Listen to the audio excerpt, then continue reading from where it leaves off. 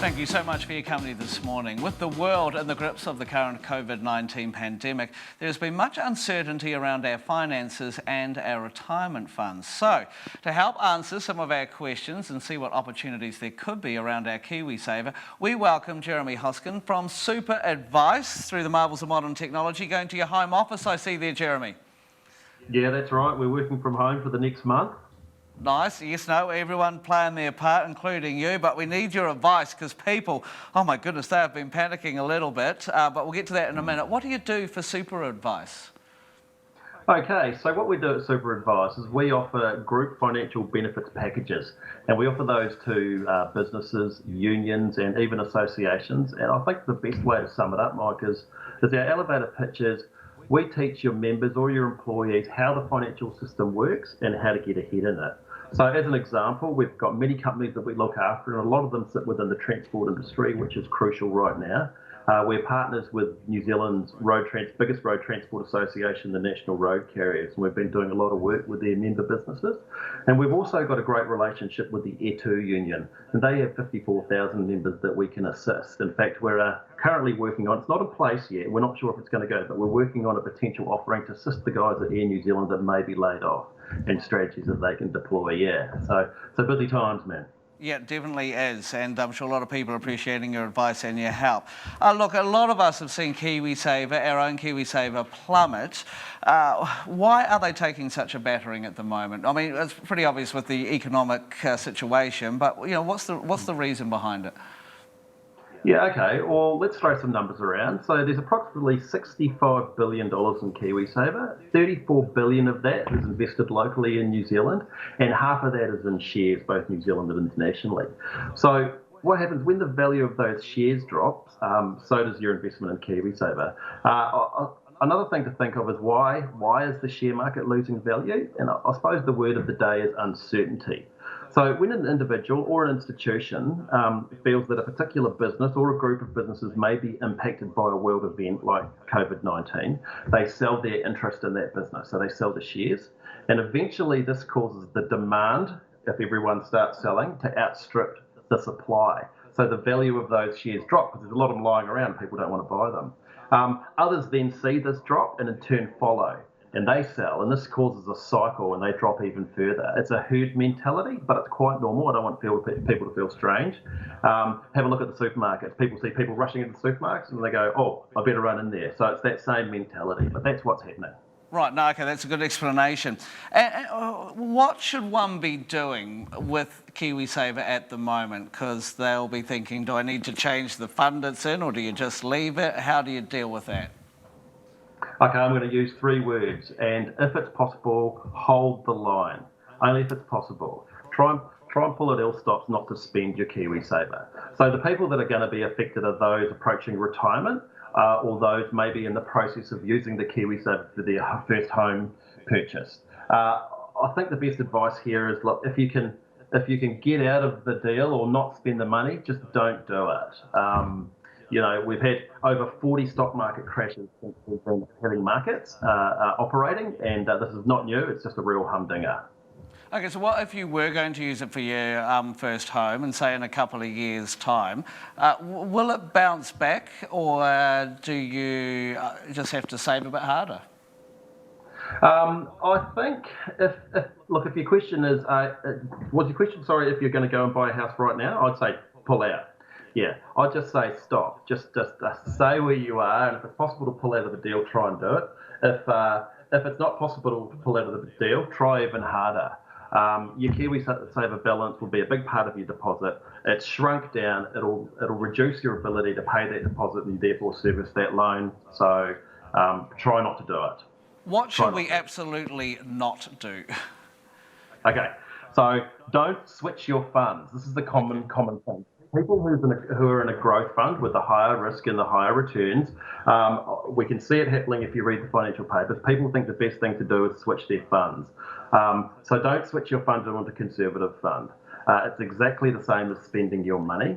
What you're doing is you're selling the units of your growth fund at a low price, and then you're buying the units of your new fund at a lower price. The value's already gone, you'll lose money. So it's important, it's really important that Kiwis get access to financial advice. So talk to your advisor, talk to us, just get an opinion, but don't switch funds. Don't spend the money if you don't have to. Leave it in there. Okay, brilliant. Thank you, Jeremy. What do they say when they talk about paper loss stock? Oh, okay. Paper loss. I think you mean paper loss. Okay, Mike, I'm going to ask you a question. If your Kiwisaver balance drops, does it affect your ability to buy what you usually buy? Okay. No. No? Does it affect you? So you can still buy flowers for your mum, you can still buy a nice wine with dinner. It has no material effect on your life. It's just the number on your phone or on your paper statement has gone down. So it's a loss on paper and that's it. You actually, it feels like you've lost money, but in essence, you don't actually lose the money until you spend it or until you switch it. That's when it gets real. That's called crystallizing a loss. So paper loss just means it's just the balance on your Kiwisaver fund in your internet banking has dropped. If you can't access it for 30 years, it doesn't matter. Right. I can see why you do this job, mate. You are incredible. How can we take advantage of this crisis? Because there's a little bit of talk around that. How can we take advantage? Yeah, cool. All right. Well, one of the first things you should do is speak to a financial advisor. So that's something that is important. A big part of what we do here at SuperAdvice is keep the calm. If we can explain to people what's happening, they'll keep calm. Now, when it comes to investing, the most important component is time. How much time have you got before you have access to that money? If it's a long time, well, perhaps you could go into a growth fund now. The units of a growth fund within your Kiwisaver are very, very cheap. So you're buying them at a discount. When the market bounces back, and they will, and it will, as it always has, you will profit from your decision. Okay. Yeah. I get that.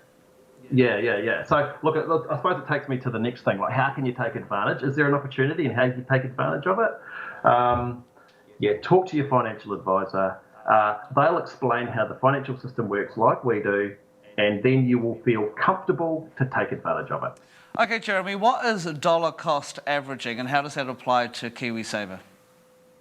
Okay, I'm going to give you an example. Okay. If you can imagine working away and you're getting paid, if you can imagine each payday, your money and the contribution from your employer shoots out of your pay packet, and what it does is it buys units of your Kiwisaver. So the units have value, and that value is constantly changing. But the amount invested each day in each payday, it's not. So when your units begin to lose value, they're becoming cheap. So let's say the shares, or we call that the underlying value, they're becoming cheaper and cheaper and cheaper. A lot of people say losing money. So when your pay goes out and it purchases those units, if they're cheaper, you're going to buy 40, as an example, instead of 20 the week before when they were worth more. So what you're doing is you're getting more bang for your buck.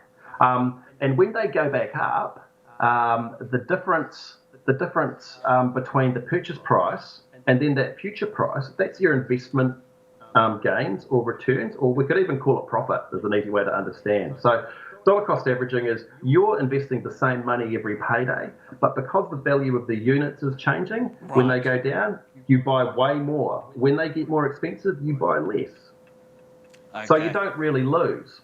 And when they go and when they're getting cheaper and cheaper and cheaper, you're getting more and more and more. You're tucking them in your little bag, and when the value goes up, all of those units that you bought for $1, when they're worth $2, you can see the great gains you've got. That's dollar cost averaging. Okay, and last question: any other sound advice you could offer us all right now? Look, I'll just repeat what I've been saying. Hold the line. Talk to your financial advisor. Talk to us here at SuperAdvice. We know lots of Kiwis don't have advice in place. And they may not have someone to turn to. It'll really make a difference. I think the speed at which the government has acted is awesome. If you have debt, talk to your financiers or the people that you owe money to. Everyone is working together. You can feel it, whether it's a bank or it's a business. They want people to be able to get through this. Banks want their customers to survive, etc. Or if you're a business or an organisation would like help, we're okay for you to reach out through our website. We are an essential service, and will be in operation through this entire period. Brilliant, Jeremy. Really appreciate that. Hold the line. That is great advice. Reach out to if you need some help. Fantastic, easy to understand advice there from Jeremy. And if you'd like to find out more from Jeremy and his team, you can head to superadvice.co.nz.